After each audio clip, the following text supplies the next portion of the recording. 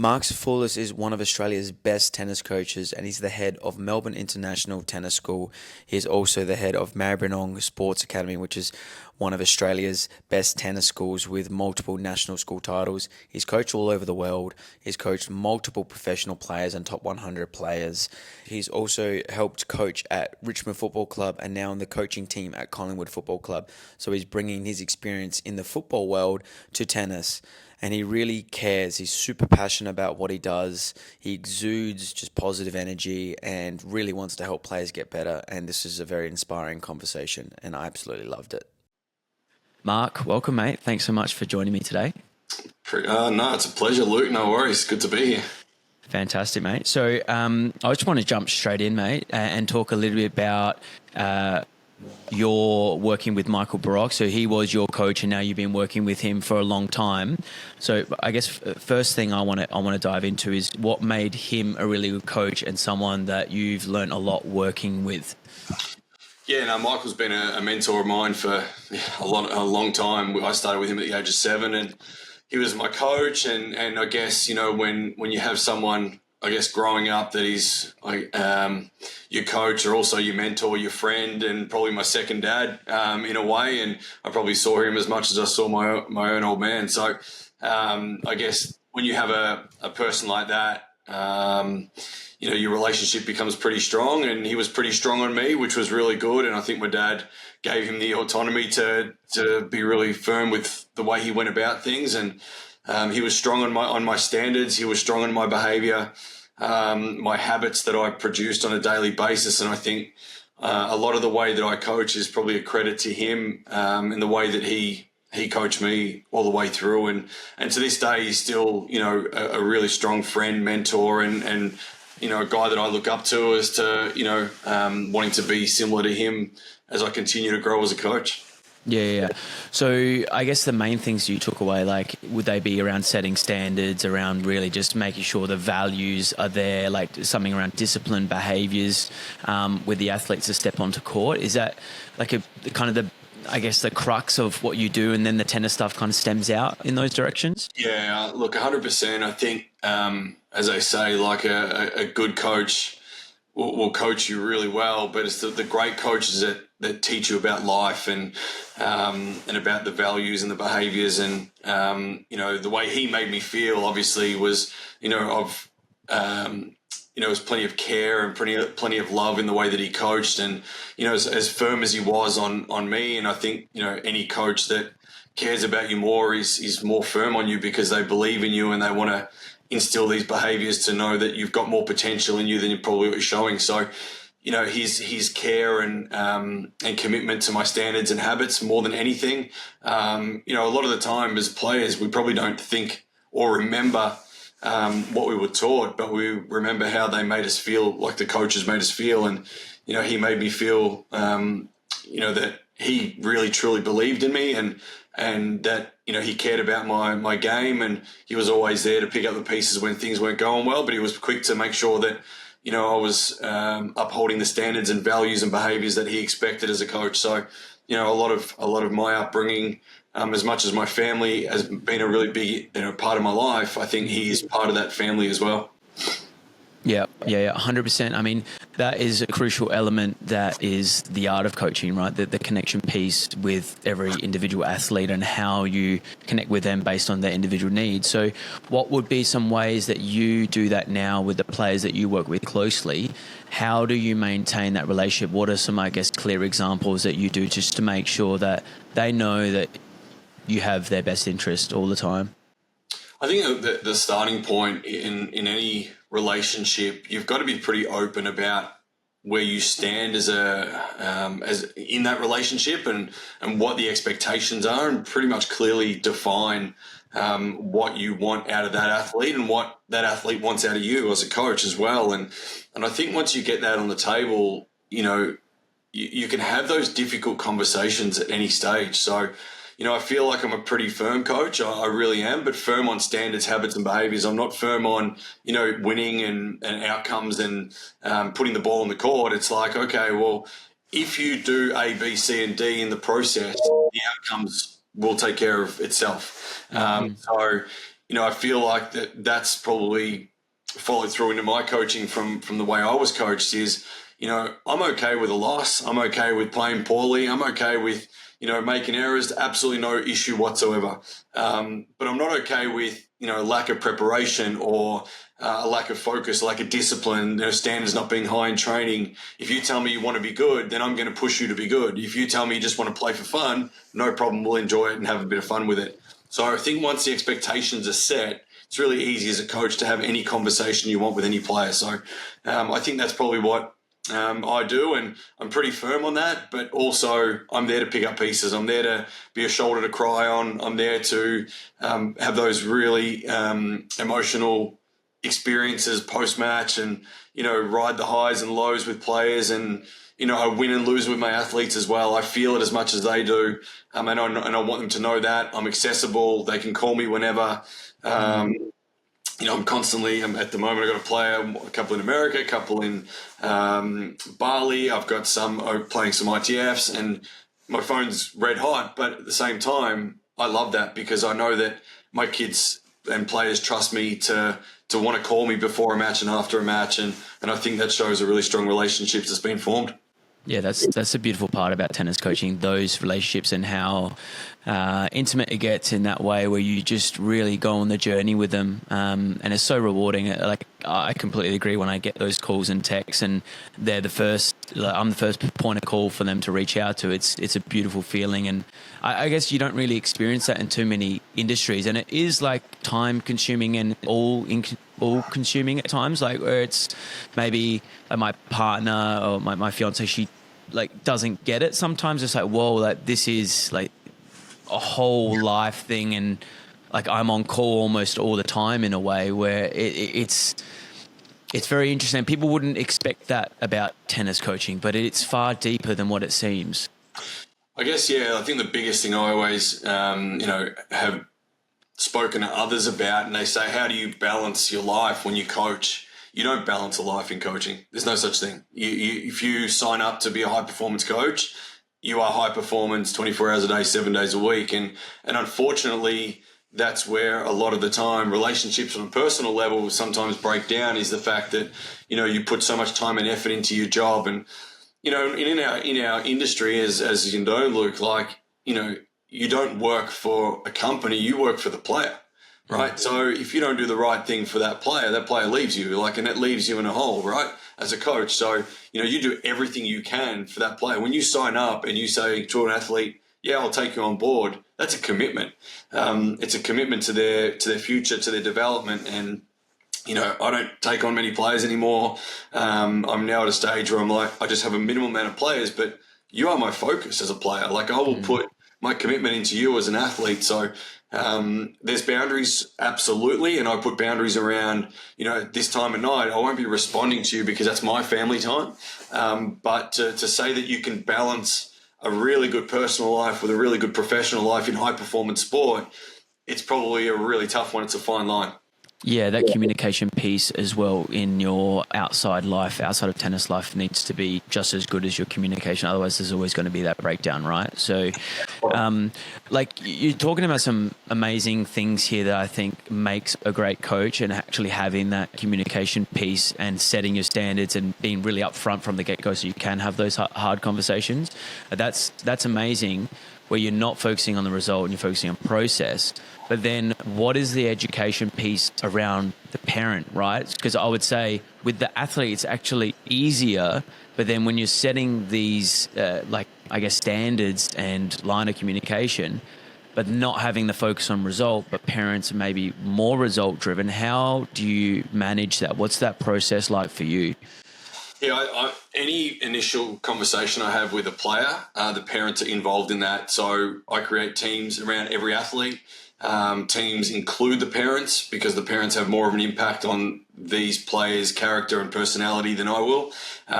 So the parents are in there, I'm in there, strength and conditioning coach, whoever else might be in that conversation, because we need to ensure that everybody's on the same page. And if we're not, it is really, really hard down the track. And the hard work for me happens in the first week or 2 or 3, where you're building relationships with the athletes and family, where you're setting expectations, you're setting goals, and then everybody's on the same page, and it's in writing. So once that meeting's done, it's like, here's what we're trying to do, here's how we're going to do it, here's the expectation, here's what I want to see, here's what we're going to plan, and it's like all on paper.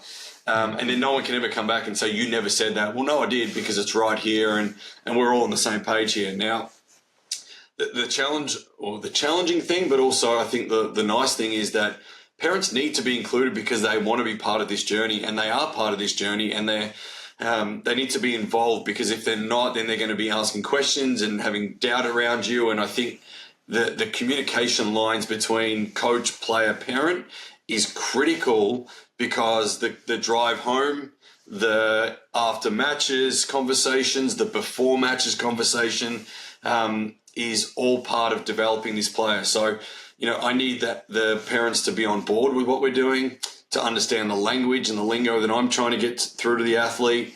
And I don't think it's something that should take up a lot of time, but I think it's kind of like, well, I'm just letting you know, this is what we're working on, this is what they're going out to do this week in this match. And involving them, can you stat, X, Y, and Z? Because I want to know that you're involved, and I can get some information from you. Mm-hmm. Post-match, don't talk to your kid. I want you to text me what you felt as a parent watching. I want the kid to ring me and tell me what they felt without the knowledge of what you've seen, so they can tell me their feelings. I can get your eyes, and then I can bring it together and create somewhere in between is the happy medium of what actually happened in that match. So, I think the more you involve the team, the more people feel valued in the team, the less conflict happens within the team. So it is a tough one to do, but I think when you get the balance right of involving parents, but also letting them know that, hey, I'll coach, you parent, the player will play, and we all do our roles, but we do it together. And when you can find that happy medium, I think it's a really good, nice balance for the athlete. Yeah, there's some really good things in there that I think parents should definitely take on board. I really like the idea of statting or note taking, and then reporting to the coach, and then not talking to the athlete about it, and then you guys have that dialogue, and then coach probably kind of finds the middle ground, like you said. I think that's amazing. This episode is brought to you by Rackets and Strings, which is Adelaide's leading racket specialist. There are 2 locations, one in Mile End and one in Summerton Park. But don't fear, if you're not in Adelaide, you can go online and get everything you need, all tennis accessories, all racket sport accessories as well. If you are in store, you can try before you buy. They have 2 hitting walls in both their locations. You can take a demo away, and you're getting expert advice from the best in the business. They are a family business that have been doing it for 40 years, and Matt has been doing it for 20 himself. So he is extremely knowledgeable and is very good at steering you in the right direction to actually get the right equipment that is going to be good for your personal needs. And that's what makes them better than the rest, in our opinion. So please head to Rackets and Strings online, or if you're in Adelaide, get in store and get the best deals in town. Now, in the last podcast that you did, I listened to it, and you spoke about just some of the mistakes you've made. So when you first went on tour for the first time, how far into your coaching journey were you when you started to work with professional athletes? So I think, you worked with Rod Nova sisters, and then also Victor Hanescu, and then I think a couple others escape me right now. But what did you feel you did wrong, and then how did you learn from those things to actually change as a coach and a person? Yeah, I think I still make a lot of mistakes, and I think that's probably really important for me to acknowledge, because we grow and learn from the mistakes we make, and if we don't, then we keep making the same ones. We obviously don't get to the point in our coaching careers where we want to be. And when I first started working with, the Roddy Nova girls and Victor, and Karan Rastogi was another one, Indian Davis Cup player. And, you're learning on the job a lot of the time. I was about 26 at the time when I started to immerse myself fully in that world. And I'd done some previous work with some players, but bits and pieces before that. But, I felt like I was quite fixed mindseted at that stage, and I think that was probably the biggest mistake I made, was thinking coming out of, courses and, being around great mentors. I thought that I knew it all, and I thought that I was, unbelievable at what I did, and I thought that, I had all the knowledge I needed. I didn't need any more knowledge, and that, I was the coach and I was the boss, but you're not, and I think I learned that pretty quickly, and I think I'm very grateful to the athletes that took me on board and still continually do that, because I think our greatest teachers are our athletes. And, I got feedback from the players, which was great. From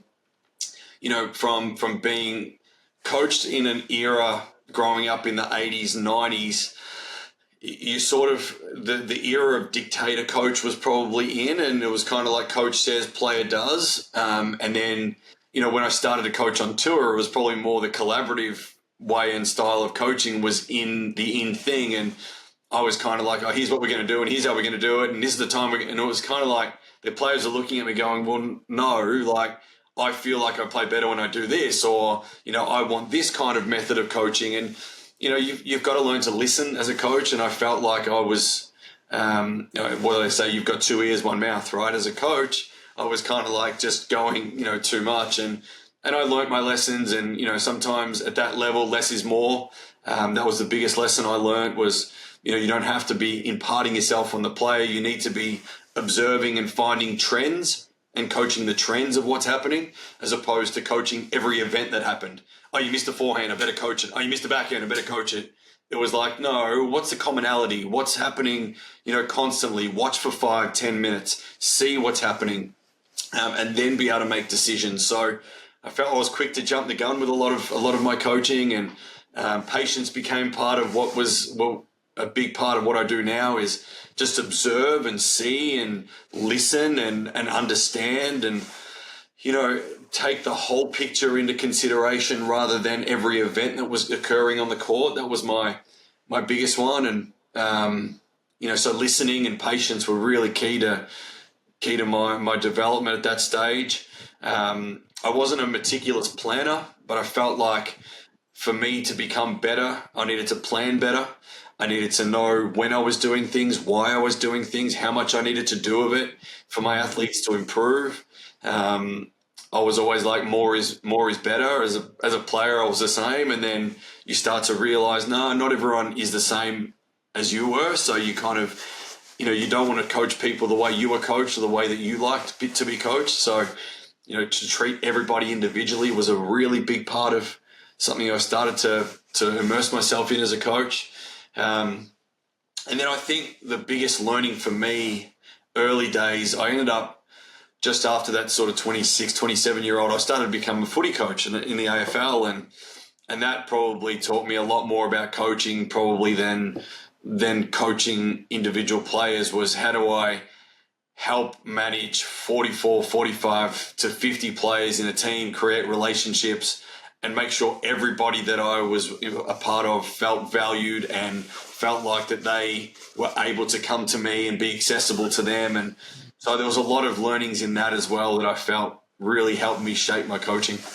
Yeah, it's quite a unique experience that you've had. And like I played a little bit of footy myself, and I just feel like there's such a gap in the tennis world with that footy culture. Like I just loved, because it was so foreign to me. I didn't play heaps growing up, and then I had a season or two when I was a bit older, and it was such a nice change from tennis because of just the camaraderie, how everyone got around each other, just like the energy in the team, and just like you fall down, everyone gets around you. And I feel like tennis play, it's a bit more standoffish and like selfish in a way where you don't want to celebrate each other in that group environment. So it's like, how did you take some of those things and embed them into a tennis environment? Because I feel like there's a real gap and opportunity to really bring and improve that tennis environment. Yeah, it's such a great point you make. And if you were to visit my venue, what you would see is you would see on our walls, fences, you'll see a theme. We have a theme every year that we change. In footy, we always have a theme that we're trying to continue on through the year. And so our theme this year at sports program, in our tennis environment, in our private setting, is pound the rock. And it's about, when a stone cutter cuts into a stone, the rock doesn't break the first hit that you hit it, or the second hit, or the third hit. It's about the continual effort of just putting in, day out, that breaks that stone. And we've got that as posters all over our fence, and we've got what it means to us, and we relate back to that, and we have values based around that theme, and our purpose behind the year. And so everything in footy is themed, and tennis is kind of more like X's and O's. We create themes, and we create values, and we create standards and habits. And as coaches, when you have multiple coaches in a venue like footy does, everybody needs to be on the same page. So without theming it and purposing what you're doing, everybody coaches what they see, and everybody sees different because it's a different perspective. So, if we saw the number 6 and we're both standing on each side of that number 6, you would see 6, I would see 9. Now, from where you stand from, the perspective is different. But when you align purpose, when you align theme, when you align values, when you align standards, habits, and behaviors, consistency of coaching becomes really easy. And all of our coaches start seeing habits, behaviors, values, and purpose. They don't see the X's and O's. And the X's and O's get better because the standards are better, the intensity's better, the habits are better, the preparation's better, the mindsets are better. So you already see an improvement in the X's and O's without having to coach them. So bringing that from footy was a really big part of what I did. Having, everything aligned to one common purpose, one common goal is really important. We celebrate and water what we want to grow, is something that I think in footy we do really well. In tennis, we make a lot of errors in tennis because it's a high error game. But what we don't do is we don't celebrate and say to someone, hey, I love the way you chased that. We'd rather say, hey, with that one, you got to lift the ball more, or you've got to make that shot, or go cross. So I always tell our coaches, just water what you want to grow. If you see something really good in terms of their habits and behaviors, I want you to praise it out loud so everybody hears it and everybody knows why you get praised. So then they try and replicate those behaviors around you. So I think that's a really big part about footy is when you've got big numbers of people, do those players know how to get your praise and how to get your attention? And for us, they know that if they uphold our values and they pick a piece of rubbish off the floor and put in the bin that's on the court, or they help someone else out on the court, or they go and give a high five to someone, or they scramble a ball down when they're out of the point, or they lose a game or they lose 2 or 3 games, but they keep their mentality really stable. If we praise that, they'll know how to replicate getting praise from their coach. Therefore, they'll look to do it more often. So it's always trying to make sure that we don't highlight the error, don't highlight the mistake. It's kind of highlighting what they're doing well so it can be a strengths-based environment. So learning that through the Richmond Footy Club, I was there for 17 years, and that was a big part of what made us grow and become the team we were, was making sure we were strengths-based. And no different right now. I'm at the Collingwood Footy Club, and we're a very similar environment at the moment where it's just highlight the good things and water what we want to grow, and instill belief in our athletes. Yeah, that's elite. How long did it take for you to implement that culture and start to see that there was a real tangible shift and everyone was buying in? Because that's not an easy process. I would say a lot of places don't do that very well. Yeah, and this will depend on the amount of players that you have that are from a previous regime. So if you had a regime of and your coaches as well, where it was all about looking for the negative and coaching what they're doing wrong, not what they're doing right. If you have a lot of people that are still doing that, it's very hard to break that mold, because you'll try and get out of that mold as an individual coach, but if everyone's not on board, it's really hard. So it's a matter of shifting that, and then once you do start to shift a couple of people, it won't change. You've got to shift minimum half the people in your group, so that it's kind of like a social conformity, that everybody starts conforming to the new behaviors and standards. That could take 6 months. It could take a year. I think for us, probably took us about a year and a half. Some players leaving the program, new players coming in, and trying to make sure that we set those expectations for the new people. And then start to shift the mindset of the older ones as well. And probably took about a year and a half for us, but it could take, I think at Collingwood when Craig McRae, the new coach, took over, it only took him a few months to get that through to them, which was great. There was a really quick shift, but in other environments it can take longer.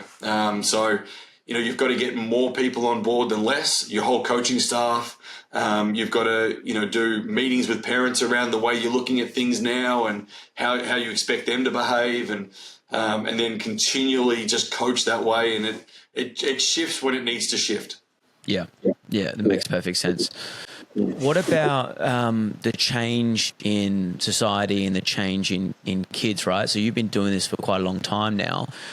What have you seen in the change in the kids coming through now, and how do you approach that differently? Because it's a new set of challenges. So what set of challenges do you feel like you're facing now with the kids coming through, and what's your solutions to that? I think the biggest shift in society is the way we parent. So parenting styles have changed probably significantly. Kids haven't changed. It's just the way we parent them has. Being a father of 3 kids myself, I see a very different style of parenting from myself that my dad had to me. And it's not because, I think it was a bad style. It's just because I think right now I want to make life easy for my kids, but that's probably the wrong way to look at how to parent is, I think we all grew up in eras where life was a bit more challenging and there was more adversity, and, we all came out a bit more mentally resilient, whereas these days things are probably easier for them. Cost of living is expensive, but also wages have gone up, and parents have, a bit more disposable income than growing up, previous eras. And this is more of a general comment, not individual circumstances, but I feel like we parent so differently and we protect our kids so much more that when they come to coaching, it's kind of like I need to understand the parenting style to be able to understand how to coach that athlete. Now I've got a family of siblings who are exceptional players, brought up in an Eastern European family that is hardcore parenting, and I can coach them as hard as I need to, and I know that they won't break down. But I coach some other families that are not brought up that same way, and if I coach them the same way as I did them, they would break down and cry, and I would probably lose them forever. So I don't think coaching is changed because it's individual basis, but to understand the background of these athletes before I start coaching them, how they're parented, what kind of environment they've been brought up in.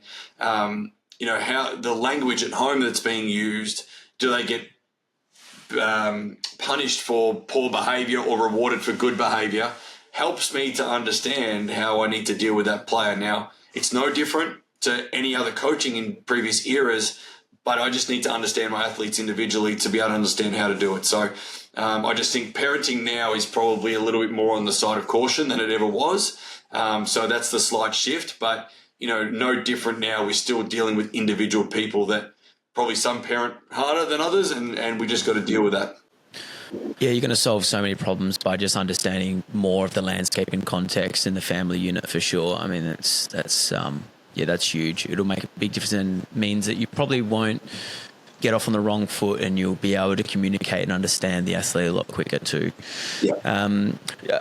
So you spoke a lot in the other podcast I listened to. You spoke about just the problem-solving nature of trying to not tell the kids too much, but get them to try to figure it out for themselves. So I want to kind of break down and create like a picture of what your environment would look like, or with some clear examples. So let's say you've got a range of sessions, squad sessions, or high performance environment. How does that look? How would that structure look around some drills? What would you, if I was to come out there, what would I expect to see on maybe any given night? I'd be curious to kind of know how you set that up to actually maximize and get a lot more out of the athletes. I think the starting point is when you would walk into my environment, you would have every player and coach walk up to you, no matter if they knew you or not, and give you a knuckles and say, "How you going? Welcome." And that's part of our respect value that we have as our number one value. That's the first thing you'll feel. You'll feel welcomed. You'll feel like, you're part of the team, no matter who you are, whether you're someone who's picking up rubbish in the local area to someone who is a millionaire coming in to give someone $500,000 to play tennis at the highest level. You'll be treated the same way. So we would hope that's what you would feel when you walk into our environment first and foremost. You'd start at the whiteboard. All the values are on the whiteboard. We've got our magnets of every player and what court you'd be on. It's all organised and structured into who you're playing with on that day and what it's going to look like. If the whiteboard's not wet, you'd have the lesson plan on the whiteboard as to what it would look like and then what we're expecting for the day. And the whiteboard is probably about 4 foot high by 6 foot wide. So it's quite big and quite, right in your face. It's right there. On top of that, you've got big Pound the Rock poster to say this is what we're doing. We'll reference that. We'll reference the values on the board before we start. Set the expectation for the morning, and then you'll be onto the court. Now, within the drills, what you would find is that every drill relates to some element of the game, whether that be a defense, neutral, or offensive situation. So we're big on situations. It would be based on competitiveness, and it would be based on fight. And everything you do will be based around the game itself, in scenarios, in situations, and then you have to problem solve and find a way out of it. And we will try and break you down and make sure that throughout the session you're being broken down so the coaches can actually repair and mold you how they need to make sure you learn the lessons you need by the end of the session. And that's, in a nutshell, it's all competitive based. It's all races. It's all first two. It's all you v them. It's all 2v2, 1v1. It's all about starting the point from a competitive nature. It's all about whatever you're doing, you are going to fight to win. And at the end of the day, if we're not fighting to win, we're not finding out what are the holes in the game that are not allowing you to do that. So we need to try and isolate those areas and then find out what's actually happening and why you're not succeeding, and then we start to pick up the pieces from there. We may throw in drills that go, hey, they're not getting enough ball striking here. We need to extend the rally somehow. Serving is a big element, so let's go into a serving block for 5 or 10 minutes and give them a little bit of volume on serve, get them a bit of confidence, bit of feel. They're not covering enough distance in terms of their movement, so we need to try and get a couple of distance movement drills in between these drills so we start to feel where we need to go as the session goes.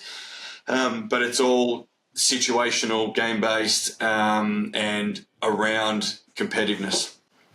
What would you say are some really important situational things that you must have if you're talking high performance tennis, that I think are like the crux of what every high performance tennis player would need in their program?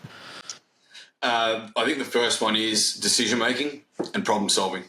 If you don't have the ability to make good decisions and problem solve, the highest end of the game is going to be very, very hard for you to reach.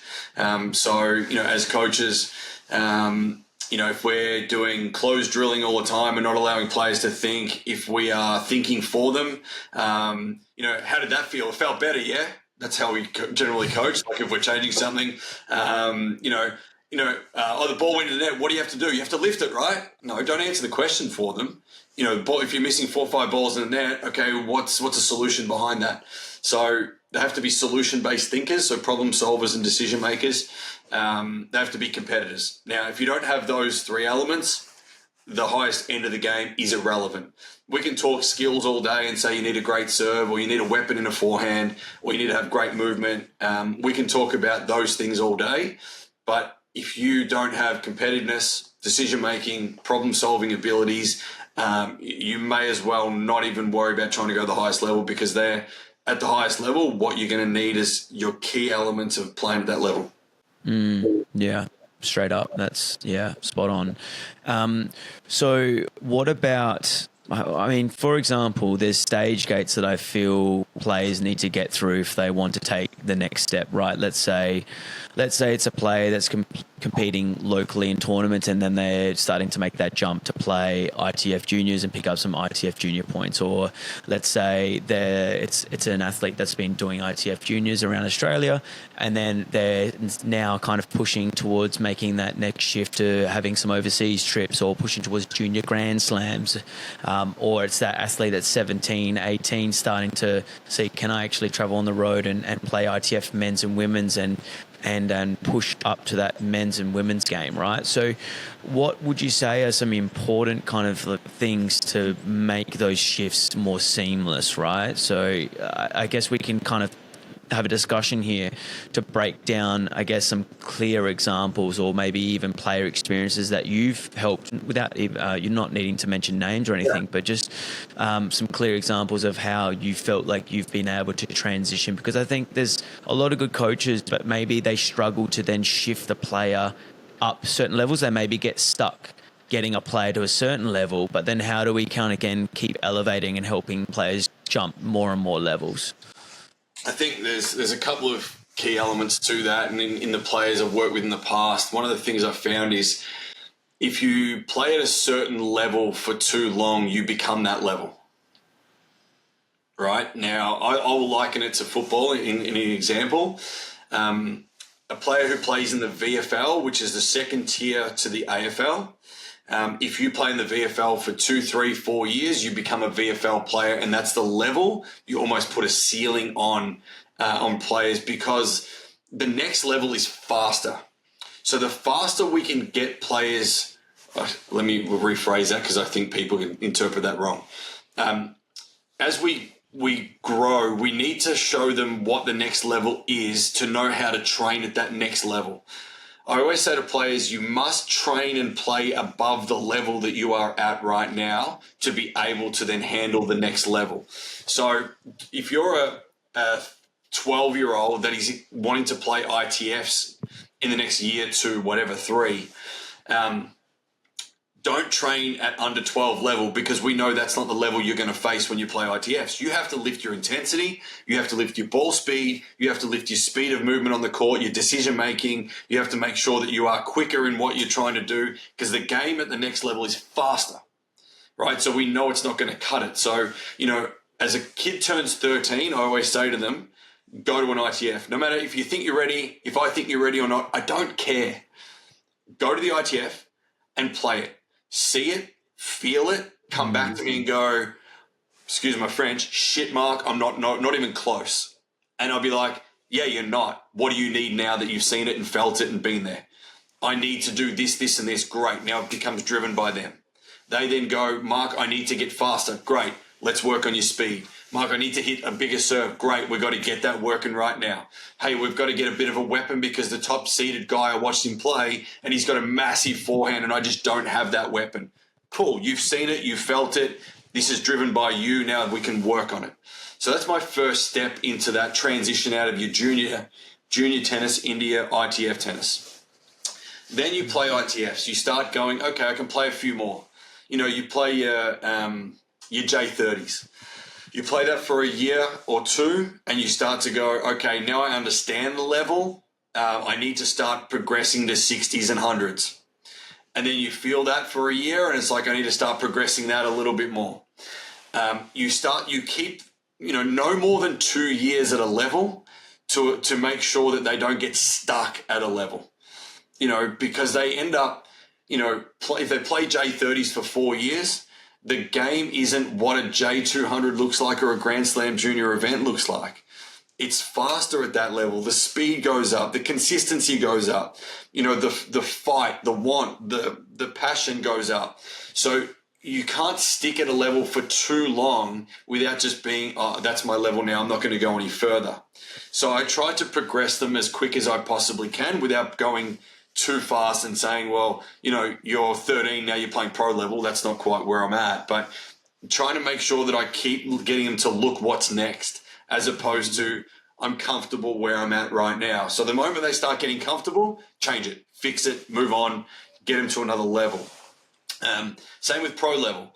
I had guys that were, whether it be 500, 600, 700, and they're just playing futures all day, every day, 5-6 years in a row. It's like, man, that's the level you've become that. Like, and I go, let's go play a Chally. They lose first round qualifying. And they go, see, I can't play the level. No. You need to keep playing the level to stay at the level. Yes, money's one thing, points are one thing, but you're going to be stuck playing 15s and 25s the rest of your life.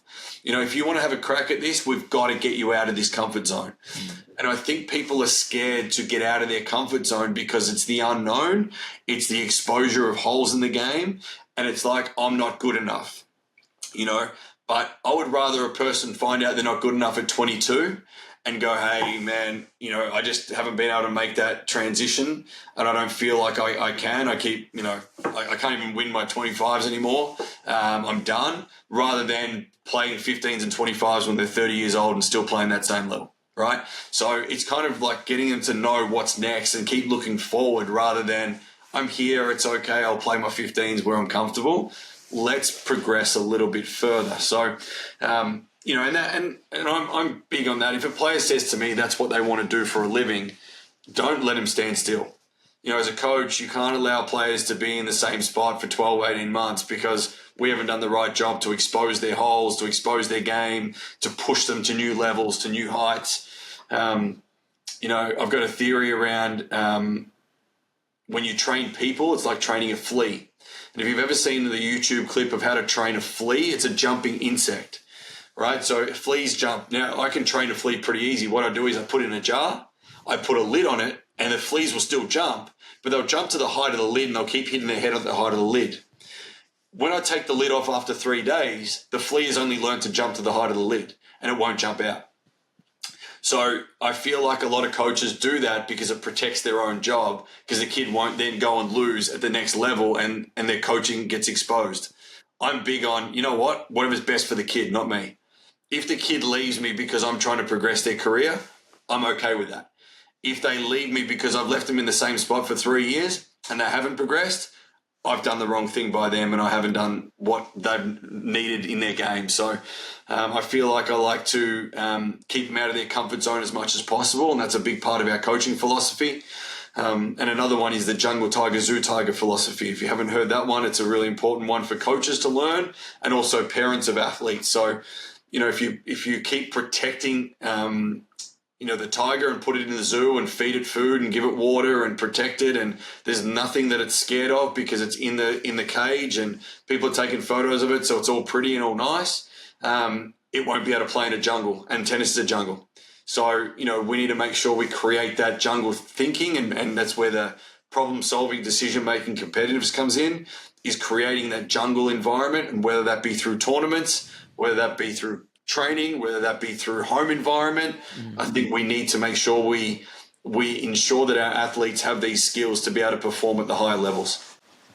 Yeah, this is big what you're talking about. Like, I hear so many guys talk about just getting in that, stuck in that ITF grind, and it just becomes, you just become it, and you see all of the guys, it just becomes a traveling circus, and there's not many that are there looking at it as a transition point. It's like, I'm only here for a short time before I inevitably transition to the next level. And you got to have that mindset and belief that that is what is going to happen, and that's what you're working towards. And I don't want to be here for long because, yeah, like you said, once you're there, it's you put these limiting beliefs, and it's harder and harder to get out of. But I guess what I'm also hearing as well is like, you have to see the level to know the level, right? And me and my business partner are really, really big on this. Like, this is not just for players, but like, I think there's also so many coaches that won't go to that next level to go, like, I'm going to go travel and see an ITF. I'm going to go travel and see a challenger level. I'm going to go and put myself out there and actually understand more of what that level is about, because you think you know, but you don't really know until you're there, seeing it, feeling it, having a player in and around that environment, and then they get smoked 2-2 and you think they're flying, and it's like, you got a lot to work on here, and that's what it's all about. That's amazing, right? You want to have those experiences. They're very important experiences. So I think I would probably assume that you would expect and want to see coaches do the exact same thing, right? 100%. And, I think you've hit the nail on the head. Like, what we do as coaches, if we don't know the level, is we go and look for what the best 12-year-old's doing and we copy it, right? But we've got to look to how we're developing this athlete. And what I find in our country is so many players stall at 14 because we've always been comparing to what the best 12-year-old and 14-year-old looks like here. And it's not even comparable a lot of the time to what's happening all over the world. And until we see what's happening all over the world and understand that the game moves past 12 and under and 14 and under, and if we're not developing big weapons, if we're not developing mindsets, if we're not developing competitiveness in these players, they're going to get munched on the big stage. And, unless you've seen what that looks like, it's very, very hard to know what your standards need to be in your training environment. So our training environment, even at 10, 11, 12 years of age, looks like pro level. And we expect it to be pro level environment. Now, the skill sets won't be. Absolutely not. But you can expect a player at 12 to warm up like a pro. You can expect a player at 12 to look you in the eye when you're coaching them and to listen in. You can expect a player at 12 to work as hard as they possibly can. You can expect a player at 12 to hustle the ball down. They're behaviors of elite players. And if they can't do that at 12, 14, because you've been focusing on what the 12-year-olds are doing, we're in trouble. We have to benchmark where they're going and instill those behaviors from the start. So when they're transitioning, the transition's easier. It's not like, oh, what do you mean I've got to warm up for 35, 40 minutes before I practice? Oh, what do you mean I've got to hustle the balls down? I didn't have to do that when I was playing under 12s at my local club. No. This is like, we're trying to transition you easier so we get those habits instilled as early as possible. Yeah, that's big. You seem like a very intuitive guy, and what I'm realizing more and more is you got to create a clear vision for the player based on their personality, based on their family upbringing, based on their temperament and some of their traits that they have, right? So when did you, I guess, transition? Is that something that you've always done, is like really seeing someone and the person they are and then matching more of a game style or structure and vision for their game around them as a person? And then how do you go about that? So maybe I think it's a great opportunity to talk about maybe some clear examples on some personality traits and then or some attributes they have, and then how you would structure a vision for that. Yeah, I think the big part of that, and like you mentioned, is you've got to know people to be able to be a coach. And the one thing that I felt I needed to improve on as a coach growing up was I felt like I was X's and O's coach, and I wasn't big enough on it's an individual person that I'm dealing with. And it's the same with, people ask me how I coach two different sports at a high level. And I don't coach the sport, I coach the people. So the first thing is understanding personality and personality profiling, understanding coaching styles and what your style of coaching is, understanding the learning style of the athlete to know that I've got to match my coaching style to the learning style. So they're really important key elements first and foremost before you even make decisions on what needs to happen from there. I reckon the question you're asking is probably the third or fourth part of that. And I feel like once you understand, like, for example, I had one athlete, I won't go into names, but was a very introverted, had been coached previously in a dictatorship, had been brought up in life as being dictated to, you must do this, you must do that. And when I coached this player, if I didn't take on the same coaching style and methodology, I wouldn't have had the respect that I got from that player. I then had an athlete that I took on was a dictator themselves, told the coach what they wanted, told the parents I'm doing this, left home at an early age. And if I had dictated to that player, I would have been out of a job in 2 minutes. I lasted a long period of time with that athlete. It was about 7 or 8 years of working with this player. So you've got to understand them to be able to know the approach that you've got to go down in order to get the best out of them. Now, does it mean that they will never change their ways? No. But I think to initially get the buy-in and trust, you need to address them in the way that they like to be addressed, right? That creates he's in it for me, not for himself. And in particular, if you want to coach a good players see straight through your bullshit. Straight through it. You've got to be honest. If you don't know something, don't claim to know it. I think it's probably as I've gotten older, I've been really, aware of when a player asks me a question, and if I'm not quite sure the answer, don't go and answer it just for the sake of it. Just say to them, look, that's an unbelievable question. I honestly can't tell you right off the bat. Let me research it and I'll get back to you. Because if you go and bullshit them, and then what happens is they go and believe that and do what you've asked them to do without any context behind it, and they fail at it, then you've lost buy-in and trust straight away. The most important part of a coach is your honesty, and that is critical to know with every athlete, no matter what their personality is and where they are and what their learning style is. So I think when it comes down to individualized stuff, and I don't know if you can see in the back, I've got a bookshelf full of books. I've read everything on personalities, on how to put people into certain categories of personality. I do a profiling test. I understand what they like, what they dislike, how they like to be coached. And that then forms how I coach them. Whereas at the start, I think my biggest mistake, as I said, was thinking I knew everything and I just coached everyone the way that I wanted to coach them. And that's what was my biggest mistake. So, I think everyone that you deal with is so different. I've got 3 daughters and all 3 are just miles apart. And it's just bizarre how you've got to deal with all 3 of them. But you have to, and that's just the way it is. And if I dealt with them all the same, they'd probably all respond so differently towards me.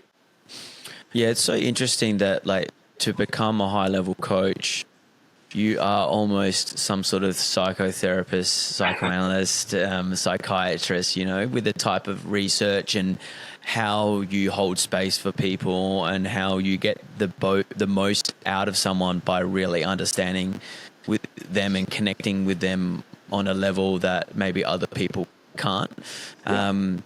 But the books or the courses won't really teach you that. That's a kind of personal journey that you need to go on that I would say probably eliminates most people from being a great coach, because it takes a lot of reflection. It takes a lot of self-inquiry to go down that path. And it's confronting. You face some of those personal faults and things where you've missed the mark, and you have to acknowledge that and own it.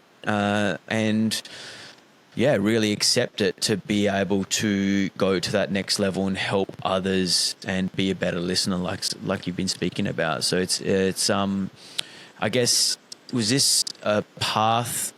Because you sound almost like you've almost gone spiritual in a way in some of these things that you've done, and in a very personal growth self journey that you've been on. Where did that come? Was there an event, or what? Did this coaching journey just kind of naturally lead you down this path? How did this come about?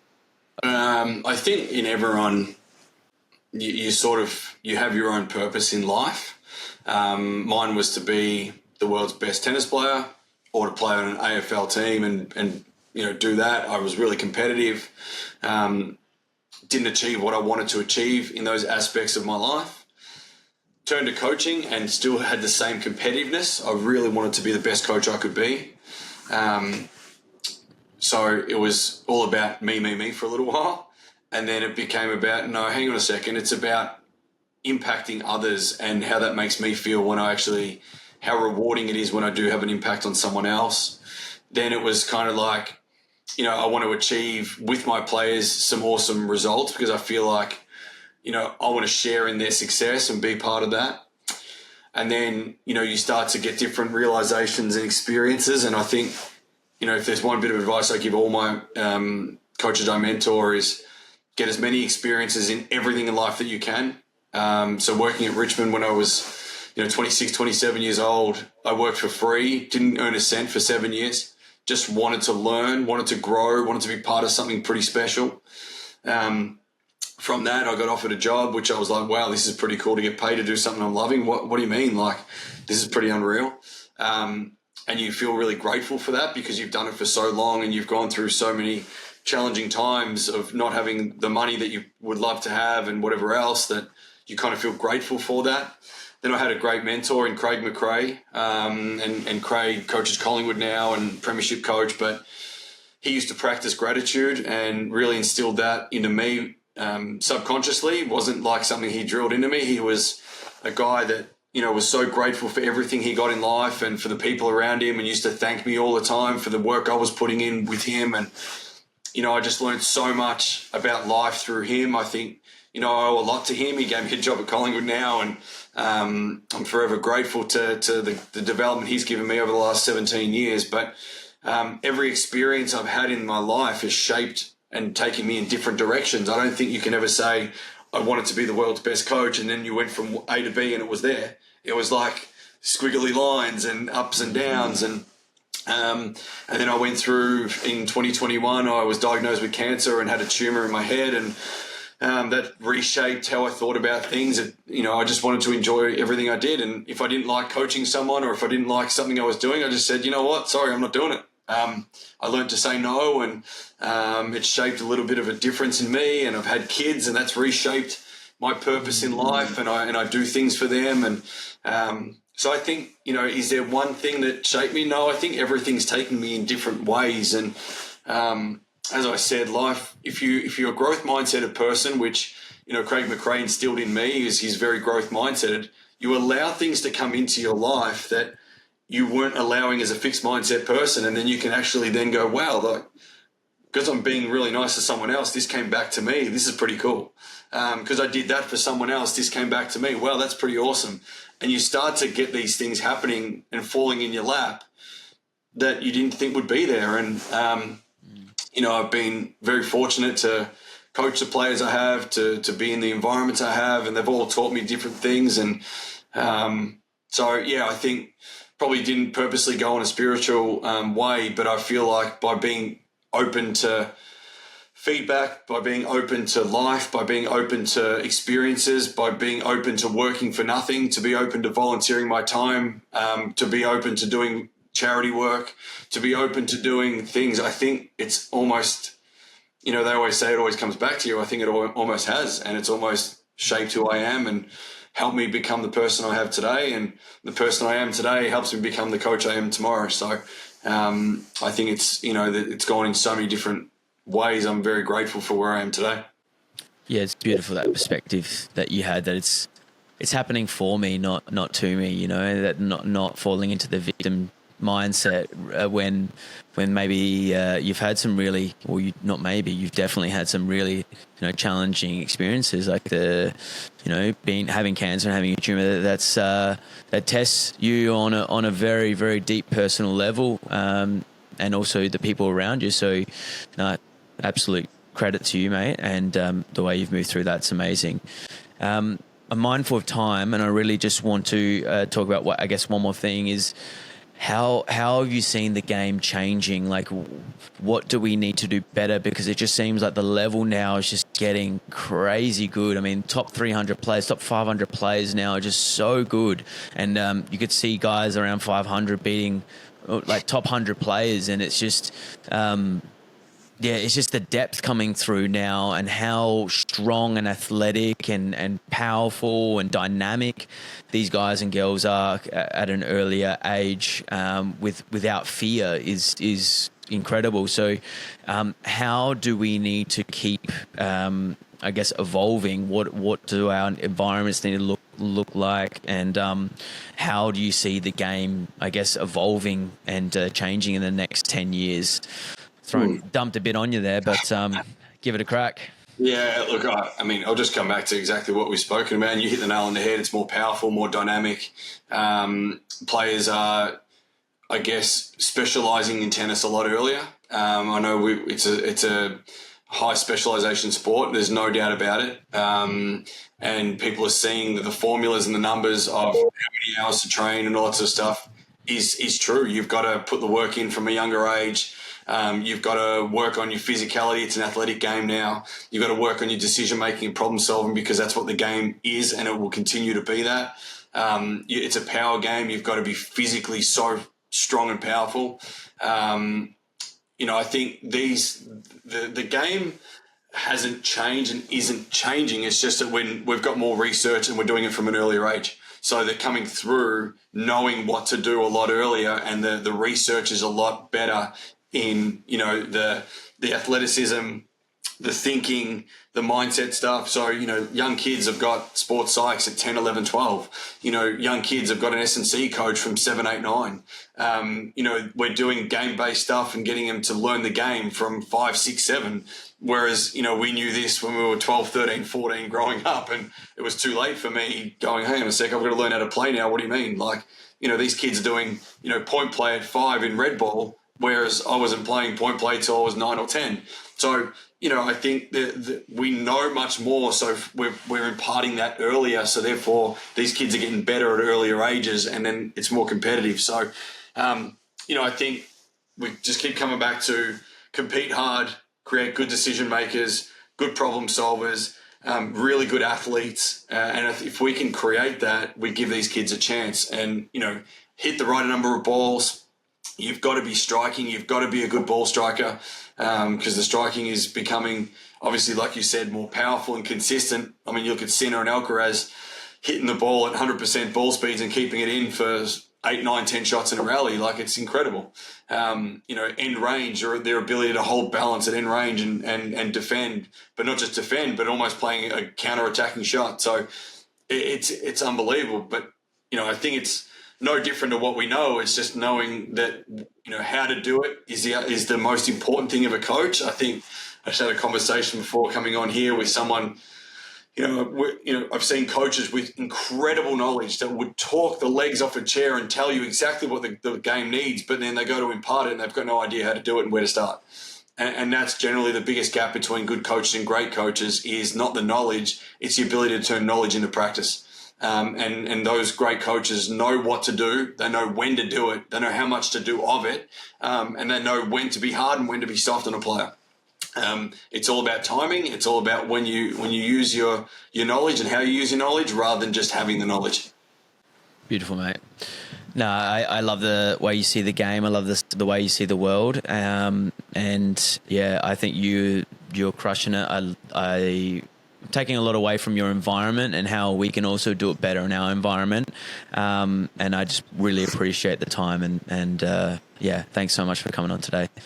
Anytime, mate. It was great to chat tennis and life, and I think we always come back to little things in life that shape the way we are as people first and foremost, that shape the way we are as in our profession. So we're always, this is the one quote I'll leave you with: we're people much longer than we are athletes. We're people much longer than we are coaches. So get the person right before you become better at your profession. Love it. Is there anything that you need to plug? Let's say someone's in Victoria and they loved listening to this and they want to maybe get in touch. Where are you based? Is there anything important that you think is worth plugging for you personally? I don't like plugging, to be honest. I just like to let my results do the talking, and anyone's welcome to get in touch with me. I give people the time of day. It's I say yes to pretty much everything, unfortunately. Sometimes my downfall, I'll do any podcast. That's why I was really keen to jump on and help you out. And but yeah, look, I think for me, it's just, if you want to get in touch, please do so. We're at Maribyrnong College, is where we're based out of. MITS is our company name that we work from, and but I just love helping others. So if you need anything, yell out. If not, good luck. Tennis has an expiry date on everyone, so make the most of it while you've got it. Yeah, amazing. Thanks so much, mate. Appreciate the time today. Pleasure, mate. Anytime.